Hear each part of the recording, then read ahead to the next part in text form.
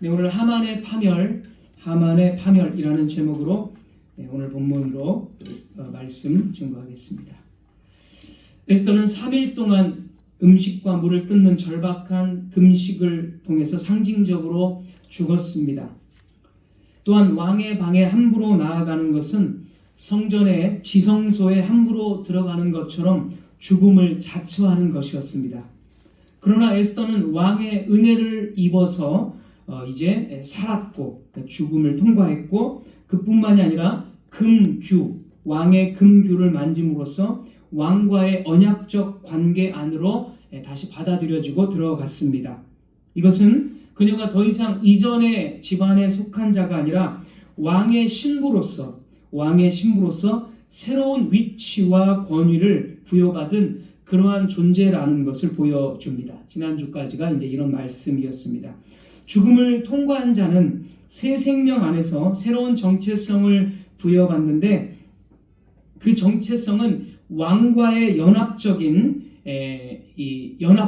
연합하고 언약적인 관계를 통해서 통치에 참여, 이제 에스더도 나라의 절반을 통치할 수 있는 그런 권위를 이제 왕에게 부여받은 그런 통치에 참여로 나타나는 것입니다. 그리고 나서 이제 에스더는 이제 5장을 한번 보겠습니다. 우리가 본문은 7장을 읽었지만 오늘 5장부터 조금씩 좀 살펴보겠습니다. 5장 4절 한번 보겠습니다. 앞에 5장 4절. 이제 죽음을 통과하고 나서 에스더가 왕에게 이렇게 말합니다. 5장 4절. 에스더가 이르되 오늘 내가 왕을 위하여 잔치를 베풀어 싸우니 왕이 좋게 여기시거든 하만과 함께 오소서 하니. 에스더는 이제 왕과 하만을 위해서 잔치를 베풀고 초대합니다. 에스더서에서 잔치는 7번 정도 나옵니다.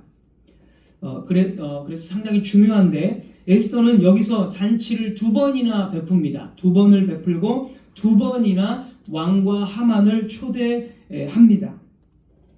자, 이 잔치의 의미가 왜 에스더가 이 잔치를 이렇게 베풀까?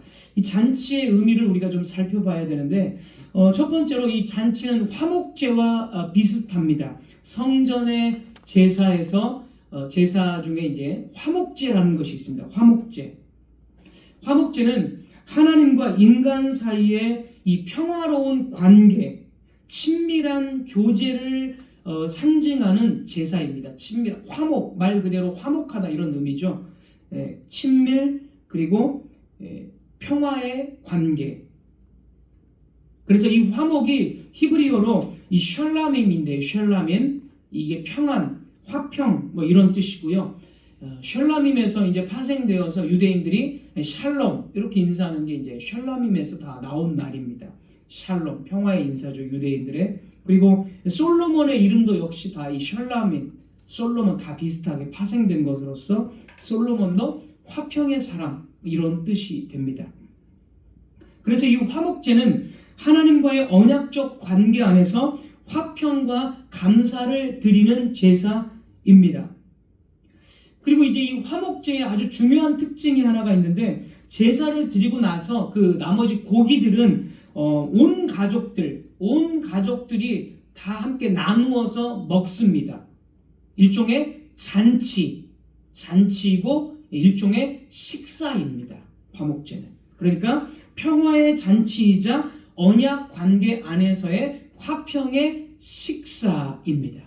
이게 바로 화목제입니다. 성경에서 이 언약을 맺을 때에 종종 식사를 함께, 상대방과 함께 식사를 하는 것이 동반되었습니다. 대표적으로 출애굽기 24장, 하나님이 이스라엘과 언약을 맺습니다. 출애굽기 19장부터 24장까지 보면 언약을 맺습니다. 이렇게 굉장히 길게 잘 기술이 되어 있는데, 언약을 맺을 때에 이스라엘 백성들이 언약을 맺고 나서 그 대표자들이 하나님 앞에서 먹고 마십니다. 이것을 언약의 식사 또는 화평의 식사라고 부르는 것입니다. 우리가 성찬도 역시 식사죠. 하나님과 언약 관계 안에서 왕의 식탁에 앉은 언약의 식사입니다. 이 모든 것들이 다 이제 예수님 안에서 성찬식으로 사실은 이렇게 성취되는 거죠. 그래서 화목제사, 성전의 화목제사도 사실은 성찬으로 성취되는 거죠. 다 그것을 예표하고 있었던 것입니다. 자, 어쨌든 이런 언약적 식사라는 것이죠. 이 잔치라는 것이. 그래서 지금 왕이 에스더를 이 금규를 내밀어서 받아들였습니다. 이 말은 언약적 관계 안으로 들어갔다라는 것을 제가 아까 서두에 말씀드렸죠. 그러니까 왕이 에스더를 언약적 관계 신부로서 받아들이고 나서 에스더는 이제 잔치를 베품으로써 왕의 은혜 받음을 이제 확증하는 거죠. 왕과 함께하는 그 식탁 교제를 통해서 화평의 관계를 확증하고자 하는 그런 잔치로 에스더가 이 왕을 초대한 것입니다. 그래서 이제 5장 8절 계속 이어서 보면 5장 8절에 에스더가 잔치를 한 번 더 베푸는데요. 한 번 더 베풀 때 이렇게 말합니다. 5장 8절.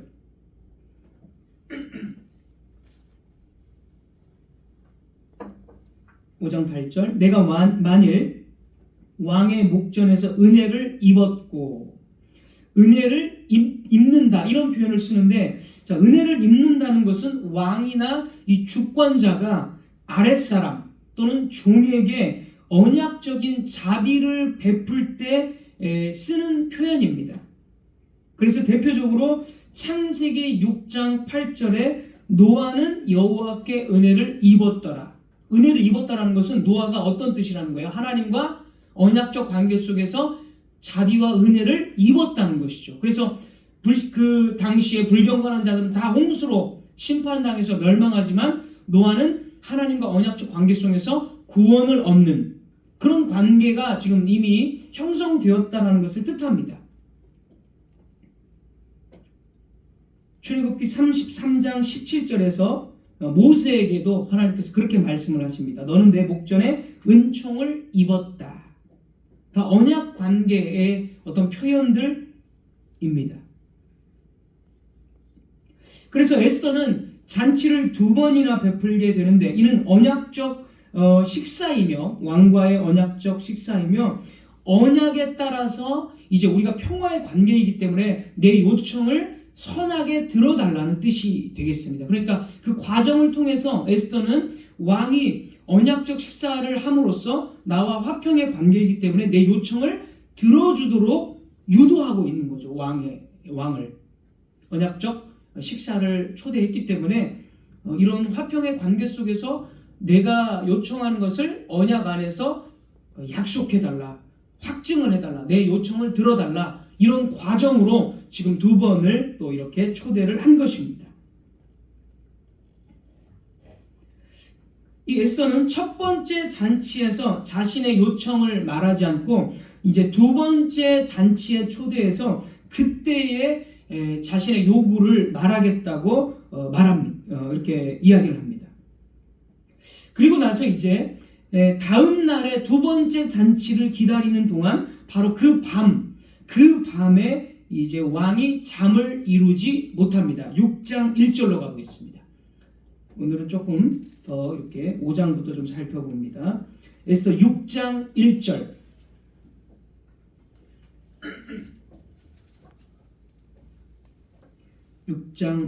제가 읽겠습니다.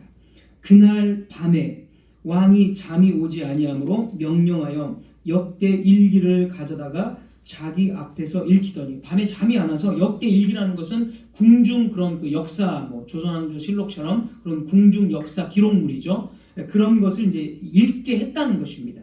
그런데 여기서 밤이라는 것은 상당히 의미심장한 표현입니다.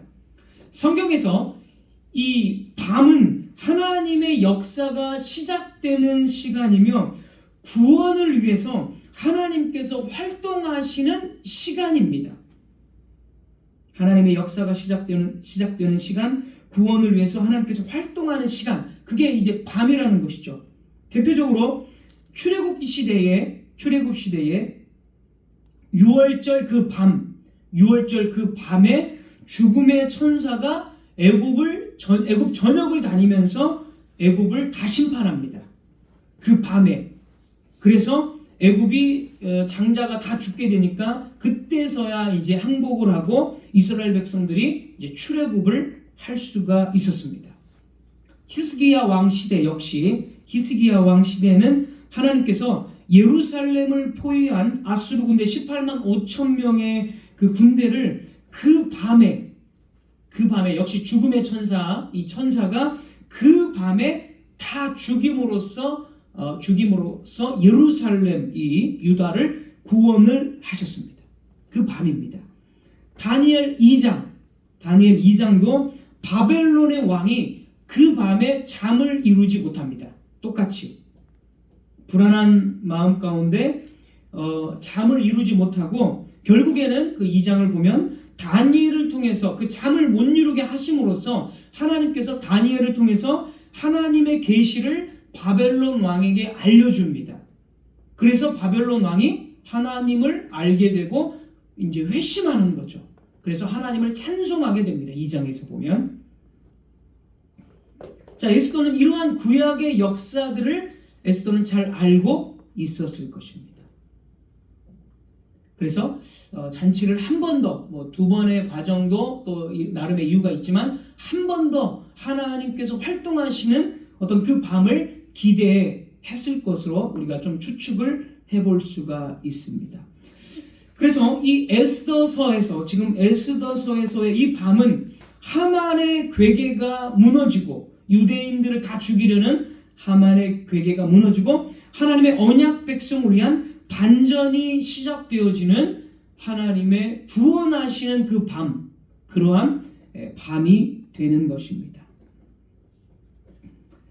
왕이 잠을 이루지 못하는 시간은 우연이 아니라 모르드게와 유다의 구원이 시작되고 하만의 악한 계획이 폭로되며 하만의 파멸이 예비되는 결정적인 순간이 되는 것입니다.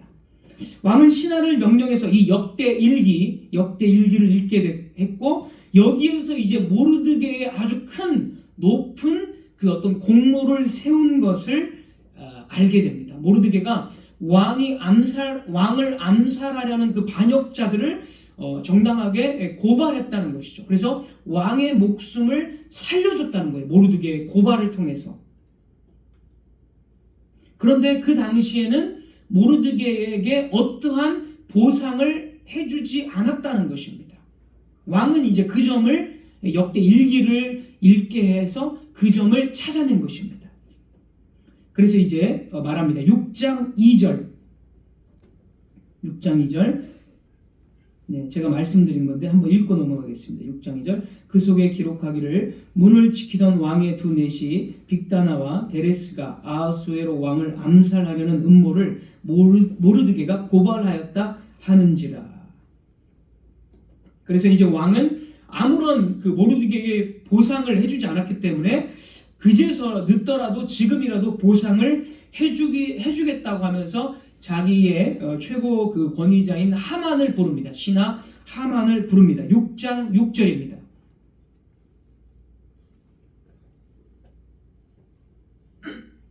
(6장 6절) 제가 읽겠습니다. 하만이 들어오거늘 왕이 묻되 왕이 존귀하게 하기를 원하는 사람에게 어떻게 하여야 하겠느냐 이렇게 묻는 거죠. 이제 보상해 주려고. 그러니까 하만이 이렇게 생각합니다. 하만이 심중에 이르되 마음속으로 생각을 한 거죠. 하만이 왕이 존귀하게 하기를 원하시는 자는 나 외에 누구리요? 나밖에 없는데 나에게 또 어떤 큰 존귀한 상을 지금 왕이 주려고 하는구나 하면서 이제 하만이 들떠 있는 것입니다. 그러면서 이제 그러면 이러이러한 상을 받는 게 좋겠다 하면서 자기가 받을 것으로 생각하고 이제 다음의 조건들을 이야기합니다. 6장 8절 9절 보겠습니다.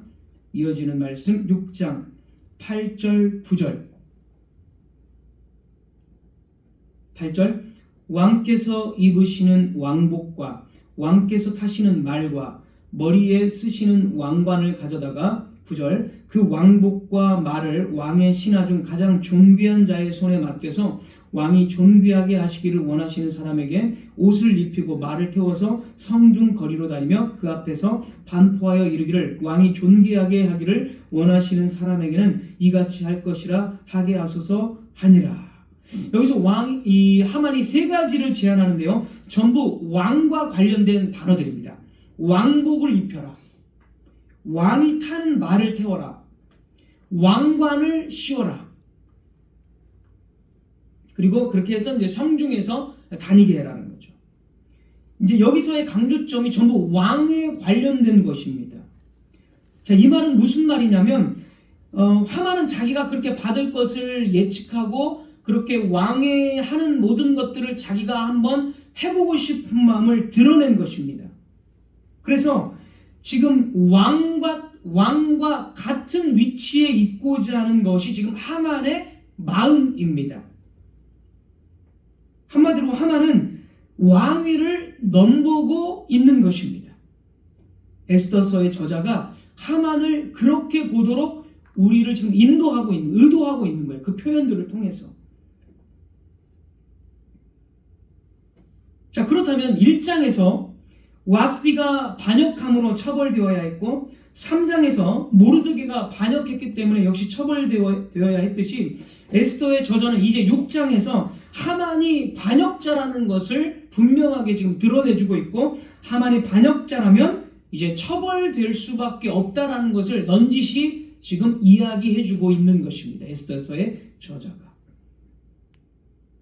하만은 매우 기쁘고 행복했습니다. 왕후가 자신만을 잔치에 2번이나 지금 왕과 함께 초대한 것도 너무나 기쁜데 왕이 이제 자신을 더욱 존귀하게 상을 준다는 생각에 너무너무 행복하고 들떴습니다. 그러나 존귀한 상을 받는 사람은 하만이 아니라 모르드게였다는 것입니다. 6장 10절 보겠습니다. 6장 10절. 6장 10절. 이에 왕이 하만에게 이르되 너는 네 말대로 속히 왕복과 말을 가져다가 대궐 문에 앉은 유다 사람 모르드게에게 행하되 무릇 네가 말한 것에서 조금도 빠짐이 없이 하라. 하만은 이 모르드게가 왜 존귀하게 상을 받아야 되는지를 모릅니다. 그럼 왕은 단지 그 이유를 말하지 않고 단지 이렇게 말합니다. 유다 사람 모르드게에게 빠짐없이 다 행해라. 여기서 유다 사람이라는 것이 지금 강조되고 있습니다. 하만은 유다 사람을 자기 심중에 다 죽이려고 이미 계획을 짰습니다. 하지만 왕은 유다 사람 모르드게 이렇게 말합니다. 이 왕은 유다 민족들에게 굉장히 호의적인 왕이었습니다. 성전을 이미 그 전에 성전을 건축하도록 아낌없는 그 자원들, 물질, 돈과 어떤 보물들을 또 가축들을 다 지원했고 이는 그 나라 백성들이 다 아는 사실이었습니다. 왕이 유다 사람이라고 말한 것은 유다 사람을 공격한 하만이 죽을 수밖에 없다는 것을 넌지 역시 또 말하고 있습니다. 왕이 유다 사람을 굉장히 호의적으로 좋아하는데 하만이 공격한 사람이 유다 사람이라면 하만은 파멸이 예정되어 있다는 것을 이 본문에서 말하고 있다는 것이죠. 그런 의미로 13절에 하만의 그 측근들과 아내가 똑같이 말합니다. 6장 13절. 6장 13절. 자기가 당한 모든 일을 그의 아내 하만이 자기가 당한 그 모든 일을 그의 아내 세레스와 모든 친구에게 말하며 그중 지혜로운 자와 그의 아내 세레스가 이르되 이렇게 말합니다. 그 친구와 그 아내가 이렇게 말합니다. 모르드게가 과연 유다 사람의 후손이면 여기서 유다가 또 나오죠. 유다 사람의 후손이면 당신이 그 앞에서 굴욕을 당하기 시작하였으니 능히 그를 이기지 못하고 분명히 그 앞에 엎드러진다. 엎드러진다는 건 죽는다는 뜻입니다. 그러니까 당신이 유다 사람과 싸우려고 했다면 당신은 죽을 수밖에 없다. 그렇게 말한 것입니다. 그러니까 유다 사람을 강조하면서 하만이 이제 파멸의 길을 파멸로 이제 갈 수밖에 없다는 것을 이렇게 두 구절을 통해서 보여주고 있습니다.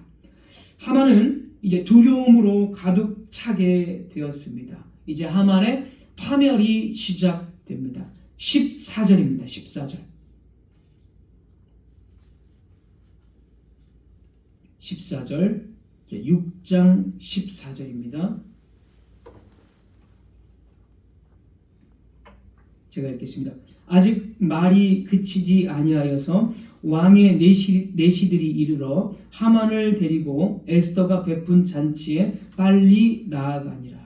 네, 아주 급하게 이제 전환이 됩니다. 그래서 이제 하만의 파멸이 예정된 그 잔치로 빨리 나아가게 됩니다.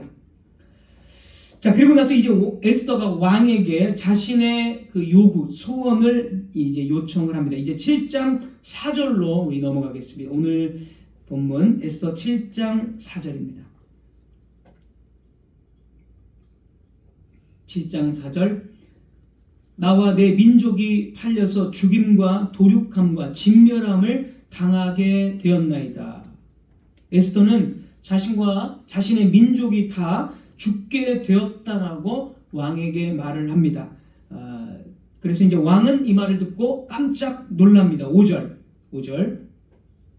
7장 5절입니다. 아수에로 왕이 왕후 에스더에게 말하여 이르되 감히 이런 일을 심중에 품은 자가 누구며 그가 어디 있느냐 하니. 그리고 이어서 에스더가 말합니다. 6절 에스더가 이르되 대적과 원수는 이 악한 하만이니이다 하니 하만이 왕과 왕후 앞에서 두려워하거늘. 에스더는 그 악한 자, 그 원수가 바로 하만이라고 말했고 왕은 그 말을 듣고 더욱 진노합니다. 그래서 이제 나갑니다. 7절 역시 7절 읽겠습니다. 읽고 넘어갑니다. 7절 왕이 노하여 일어나서 잔치 자리를 떠나 왕궁 후원으로 들어가니라. 노했다. 역시 1장에서도 와스리 때문에 굉장히 진노했고요. 3장에서도 모르드게 때문에 이제 그때는 이제 하만이 진노했고, 진노라는 단어가 계속 이렇게 똑같이 나옵니다. 이제 여기 7장에서는 왕이 다시 또 진노해서 이제 왕궁 후원으로 들어갑니다. 그러니까 여기서 왕은 아직도 그 자신이 내린 명령에 유다 민족이 포함된 것을 몰랐던 것입니다. 왕은 하만이 진멸하고자 하는 그 민족이, 그 불법적인 민족이 그냥 소수이고 그냥 소수 정도로 알았던 것입니다.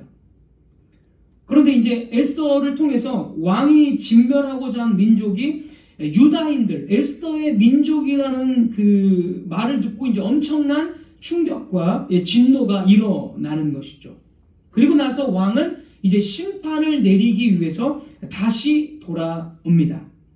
그럴 때 왕 앞에서 이제 신하들이 하만의 얼굴을 감쌉니다. 7장 8절 가겠습니다. 7장 8절 끝에만 읽겠습니다. 7장 8절 끝에 무리가 하만의 얼굴을 감쌌다, 쌌다 이렇게 말하죠. 얼굴을 감싸서 가렸다라는 것은 왕과의 이 분리를 의미합니다. 왕 앞에서 얼굴을 완전히 가렸다는 것은 왕과의 분리를 의미합니다. 마치 성막과 성전에서, 지금 왕궁이 성막과 성전이죠. 그렇게 계속 봐왔고요. 성막과 성전에서 휘장이라는 것이 있어서 이스라엘 백성들이 휘장을 넘어갔다가는 죽는 것처럼 분리된 것이 바로 이제 휘장의 역할인데, 그래서 왕의 방에 들어갈 수 없는 것처럼 하만은 분리되었고요. 그리고 창세기 3장에서 역시 에덴 동산과 병행한다 이렇게 계속적으로 말씀드린 적이 있습니다. 창세기 3장에서 아담과 하와가 죄를 지었을 때 동산의 나무 뒤에 숨습니다. 하나님께서 임재하시는 소리를 듣고. 그러니까 분리를 의미하는 거죠. 은혜에서 이탈되는 것, 몸을 숨긴 것. 하만은 지금 왕으로부터 분리되어졌고 이제 더 이상 은혜를 입지 못하고 심판을 받을 수밖에 없다는 그러한 상징적인 표현으로 신하들이 하만의 얼굴을 감싼 것입니다. 결국에 하만은 모르드게를 달고자 준비한 그 나무, 높은 그 나무에 자신이 매달려서 하만은 죽게 됩니다. 나무에 매달려 죽은 자는 신명기 말씀에 의하면 저주받은 자를 의미합니다. 신명기 21장 23절. 신명기 21장 23절.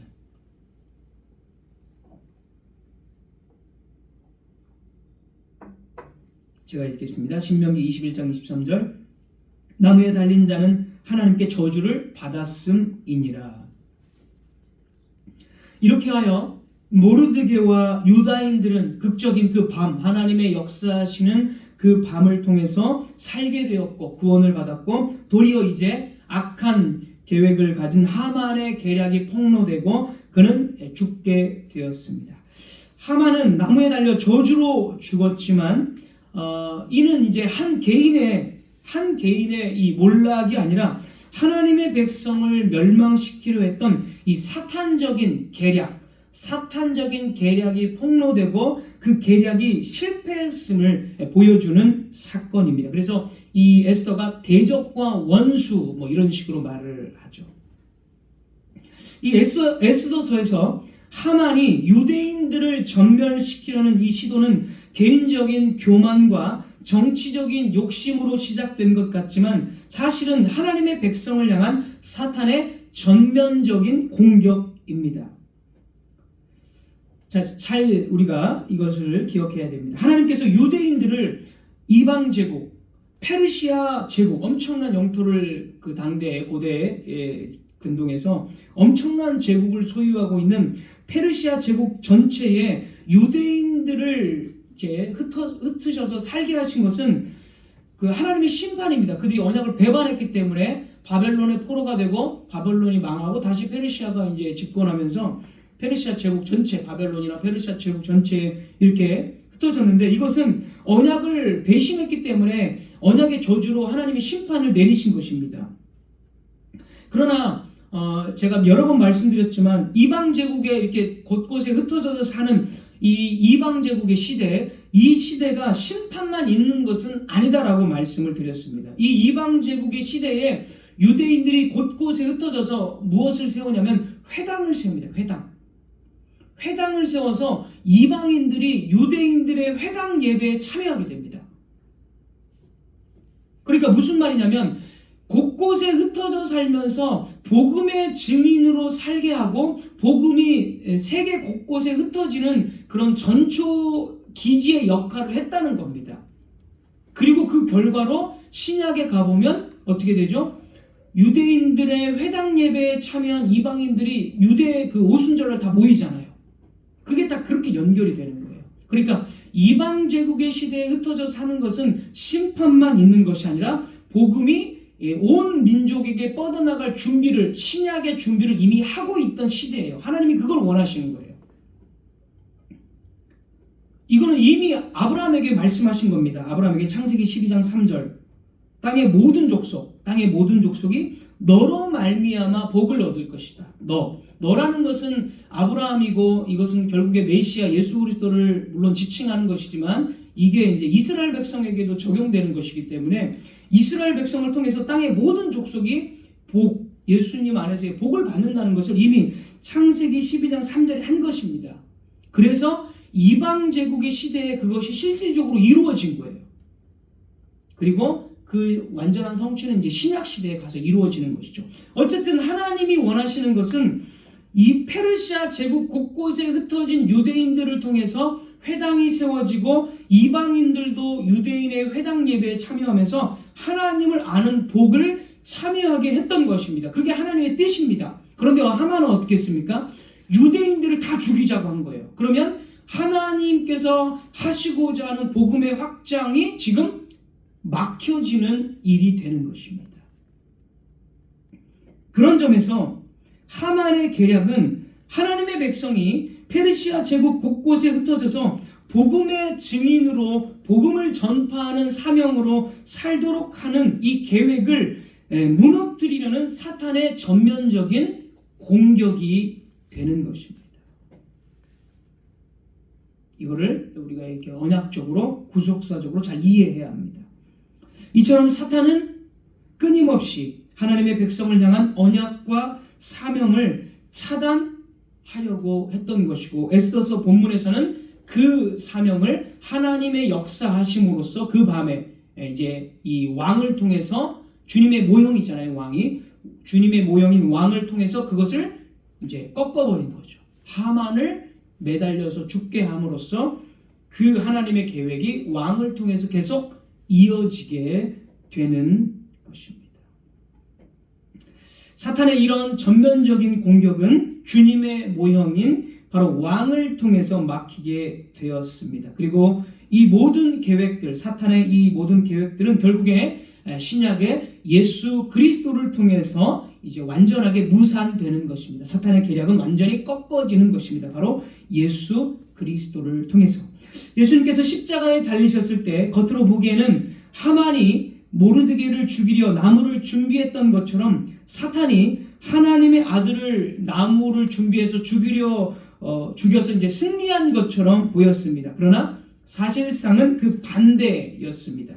예수님의 십자가 나무에 달려 죽으심으로써 그 반대의 일, 그러니까 사탄이 승리한 것이 아니라 사탄의 권세가 나무 십자가에서 꺾어졌고, 그리고 오히려 그 죽음을 통해서 구원의 길을 여신 승리가 되었다는 것입니다. 잘 아는 구절이지만 골로새서 2장 15절 다시 한번 보겠습니다. 골로새서 2장 15절.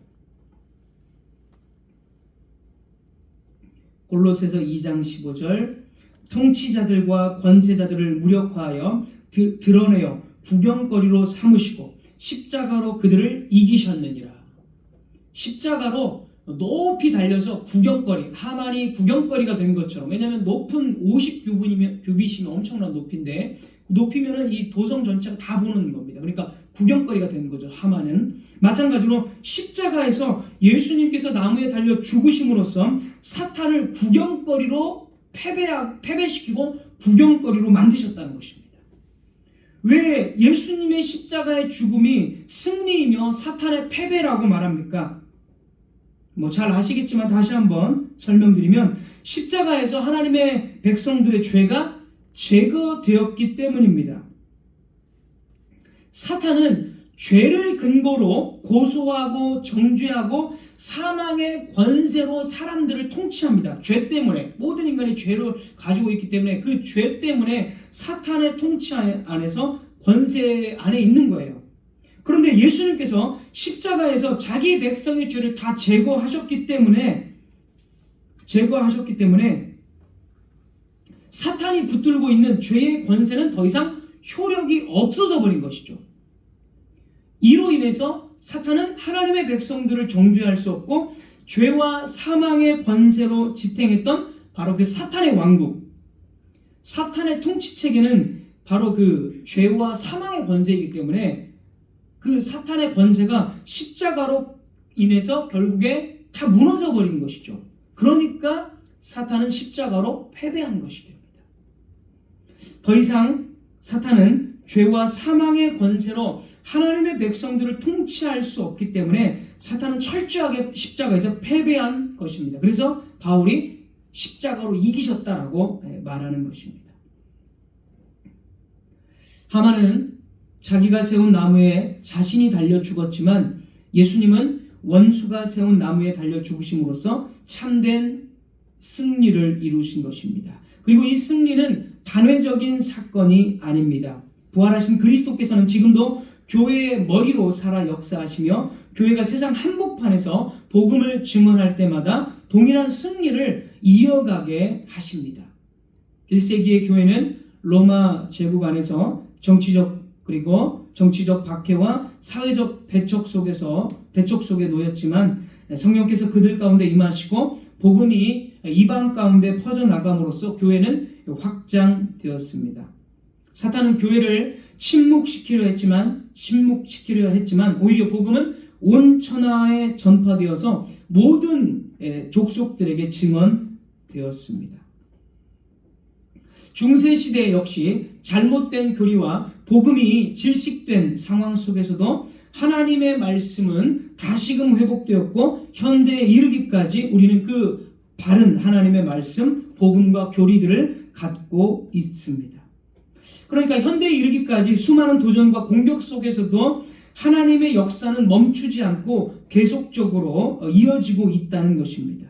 이 모든 흐름은 아무리 사탄의 공격이 집요할지라도 결국 하나님과 그의 백성들인 교회는 승리한다라는 뜻입니다.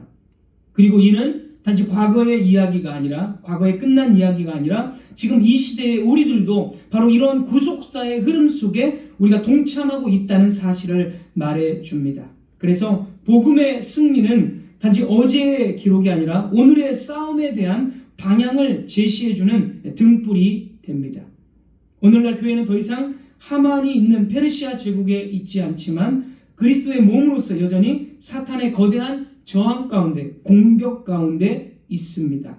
교회를 향한 사탄의 공격은 외적인 모양은 달라졌지만 그 본질은 변하지 않았습니다. 그것은 하나님의 백성들이 복음의 증인으로 열방 가운데 우뚝 서는 것을 막으려는 전면적인 방해입니다.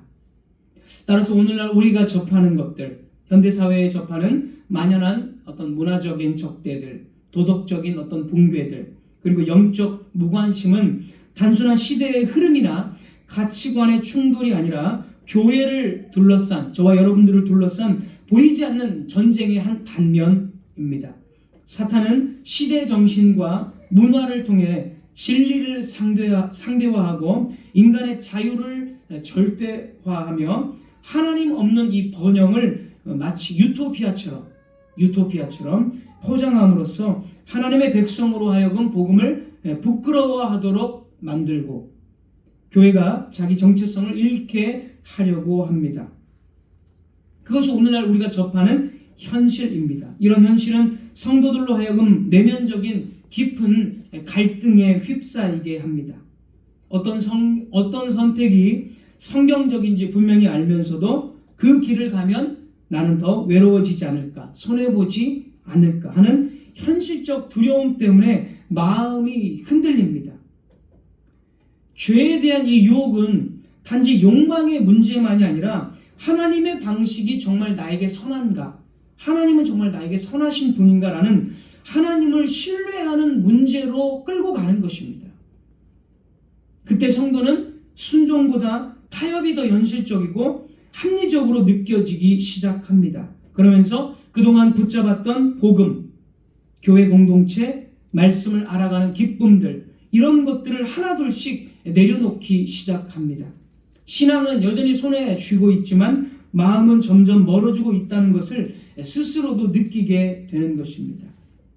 사랑하는 성도 여러분, 혹시 여러분 중에도 이런 갈등을 겪는 분들은 없습니까? 현실의 무게 앞에서 점점 마음이 지쳐가고 복음을 붙드는 것이 점점 버거워지고 신앙이 삶의 중심이 아니라 주변으로 밀려나는 것을 느끼고 계시진 않습니까? 그러면서도 이 정도는 괜찮아, 하나님도 이해하실 거야 하면서 정당화하고 있지는 않습니까? 여러분 꼭 기억하셔야 됩니다. 이런 생각과 흐름들은 단지 일시적인 감정이나 심리적인 것이 아니라 영적 전쟁의 한 양상이라는 것. 우리의 믿음을 서서히 무너뜨리려고 하는 사탄의 정교한 공격이라는 사실을 꼭 기억해야 합니다. 사탄은 거짓된 안심과 자기 합리화를 통해서 복음을 흐리게 만들고 점차 하나님의 말씀을 불분명하게 하며 결국엔 순종을 미루고 타협하게 만드는 방향으로 우리를 항상 이끌어 가려고 합니다. 아무 일도 일어나지 않는 것처럼 보이지만 그 조용한 그 무뎌짐 속에서 사탄은 우리의 영혼을 벌레처럼, 우리의 신앙을 벌레처럼 갉아먹고 있는 것입니다. 성도 여러분, 우리는 어떻게 해야 합니까? 이 상황 속에서 저는 여러분께 질문합니다. 그렇다고 해서 하나님의 역사도 하나님의 승리도 우리 안에서 멈추었다고 할 수 있습니까? 우리가 흔들리고 지쳐 있을 때에도 하나님의 은혜는 단 한순간도 우리를 떠나지 않는다는 이 진리, 이 복음을 우리가 붙잡아야 한다는 것입니다. 하나님의 승리는 우리의 열심이나 나의 신실함에 근거한 것이 아니라 십자가에서 이미 완성된 그리스도의 사역 위에 굳게 서 있습니다. 우리가 무너질 때조차도 그분은 포기하지 않으시고 다시 일으키시는 손길로 우리를 이끄십니다. 사탄의 계략 가운데 죽을 수밖에 없었던 모르드게와 유대인들을 구원의 길로 이끄셨던 하나님의 방식은 지금 이 시대를 살아가는 우리의 일상 속에서도 똑같이 펼쳐지고 있습니다. 하나님의 섭리는 이 모든 시련 속에서도 단 한순간도 중단된 적이 없습니다. 하나님은 사탄의 계략을 꺾으실 뿐만이 아니라 그 계략을 통해서 오히려 우리들을 더 정결하게 하시고 그리스도의 형상으로 빚어 가십니다. 어떤 실패나 시련도 심지어 우리 스스로의 부족함조차도 그리스도의 십자가의 부활 안에서 그리스도의 십자가와 부활 안에서 이미 판결난 이 승리를 뒤집을 수는 없습니다. 주님은 단지 과거에 승리하신 분이 아니라 지금도 성도 안에 거하시며 매일의 전투 속에서 이기시게 하는 살아계신 구속주이십니다. 그러므로 여러분, 우리는 사탄의 정교한 유혹 앞에서 타협하거나 흔들리지 말고 이미 승리하신 그리스도를 의지하여 단호히 거절해야 합니다. 우리는 패배를 전제로 살아가는 자들이 아니라 승리를 기반으로 살아가는 자들입니다. 아무리 우리의 현실이 어두워 보여도 하나님의 구속사는 그 안에서 여전히 진행 중입니다. 그러니 오늘도 그 승리를 믿고 복음을 부끄러워하지 말고 다시 말씀 앞에 일어서야 합니다. 그리스도 안에서 우리는 지켜낼 수 있고 그리스도 안에서 우리는 견뎌낼 수 있으며 결국 이겨낼 수 있습니다. 십자가는 단지 과거의 사건이 아니라 지금도 사탄의 나라를 무너뜨리는 하나님의 현재 진행형 승리입니다. 기도하겠습니다.